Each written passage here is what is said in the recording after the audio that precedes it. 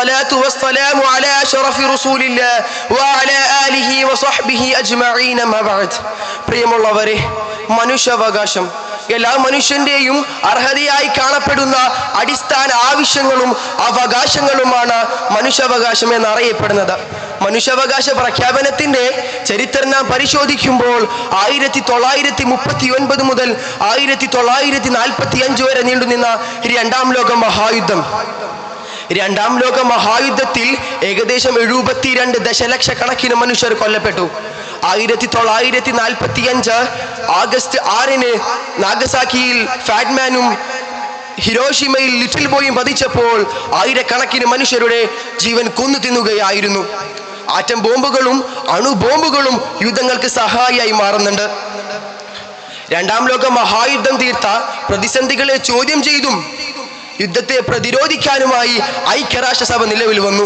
1948 December 10 പാരീസിൽ വെച്ച് നടത്തിയ മനുഷ്യാവകാശ പ്രഖ്യാപനത്തോടെയായിരുന്നു ആഗോളതലത്തിൽ തന്നെ മനുഷ്യാവകാശം രൂപപ്പെട്ടത്.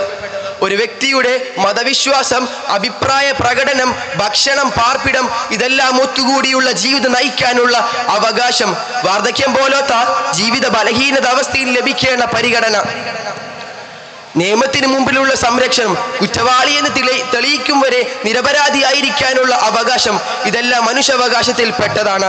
എന്നാൽ ആഗോളതലത്തിൽ തന്നെ മനുഷ്യാവകാശ ലംഘനങ്ങൾ ഇന്ന് തുടർക്കഥയായിരിക്കുന്നു. വികസിത രാജ്യമായ അമേരിക്കയുടെ തെരുവോരങ്ങളിൽ വെച്ചായിരുന്നു കറുത്ത വർഗക്കാരനായ ജോർജ് ഫ്ലോയ്ഡ് എന്ന് പറയുന്ന വ്യക്തി അവിടുത്തെ പോലീസിന്റെ മുട്ടിനിടയിൽ വെച്ച് കൊല്ലപ്പെട്ടത്. ഇപ്പോഴത്തെ സൈബർ ഇടങ്ങളും മനുഷ്യാവകാശ ലംഘനങ്ങൾക്ക് മറ്റു മകളുടെ ഉദാഹരണങ്ങളാണ്. കൽബുർഗിയും ഗൗരി ലങ്കേഷുമെല്ലാം കൊല്ലപ്പെട്ടത് ഇന്ത്യയുടെ ഫാസിസ്റ്റ് ഭരണകൂടത്തിനെതിരെ സംസാരിച്ചതിനും പ്രവർത്തിച്ചതിനും വേണ്ടിയാണെന്ന് നാം ആരും മറക്കരുത്.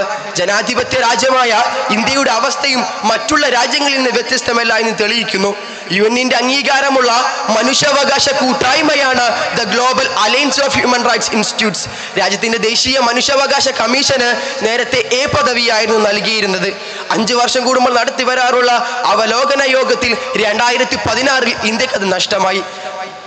2022 ആദ്യവാരത്തിൽ നടത്തിയ ഐക്യരാഷ്ട്രസഭ കൗൺസിലിന്റെ ആനുകാലിക അവലോകന യോഗത്തിൽ ഇന്ത്യയുടെ റിപ്പോർട്ട് സമർപ്പിച്ചപ്പോൾ ലോക രാജ്യങ്ങൾക്ക് മുമ്പിൽ ഇന്ത്യ തലകുനിക്കുകയായിരുന്നു. ഇത്തവണത്തെ ആനുകാലിക അവലോകന യോഗത്തിൽ ഇന്ത്യയിൽ വർദ്ധിച്ചു വരുന്ന മനുഷ്യാവകാശ ലംഘനങ്ങൾ, ഹിജാബ് നിരോധനം, ഇന്റർനെറ്റ് നിരോധനം, വിദ്വേഷ പ്രസംഗങ്ങൾ, ന്യൂനപക്ഷങ്ങൾക്കെതിരെയുള്ള അതിക്രമങ്ങൾ തുടങ്ങിയ പ്രശ്നങ്ങളെ കുറിച്ച് മറ്റു അംഗരാജ്യങ്ങൾ ഗൗരവമേറിയ ആശങ്കകൾ ഉന്നയിക്കുകയുണ്ടായി.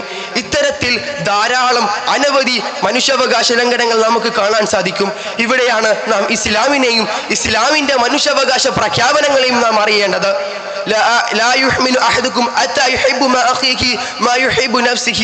താൻ ഇഷ്ടപ്പെടുന്നത് തന്റെ സഹോദരൻ പ്രിയം വെക്കുന്നത് വരെ ഒരാളും യഥാർത്ഥ വിശ്വാസിയല്ല എന്ന തിരുവചനം എത്രമേൽ വലിയ മനുഷ്യാവകാശ പ്രഖ്യാപനമാണ്.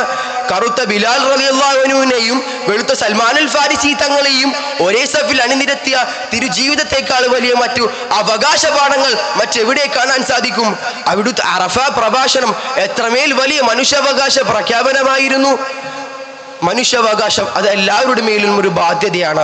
നമ്മൾ കാരണം മറ്റുള്ളവർ ബുദ്ധിമുട്ടാതിരിക്കുക എന്ന ജീവിത സന്ദേശം മാത്രം ഓർമ്മപ്പെടുത്തി വാക്കുകൾക്ക് വിട. വാഹിറ ദഅവാന അൽഹംദുലില്ലാഹി റബ്ബിൽ ആലമീൻ.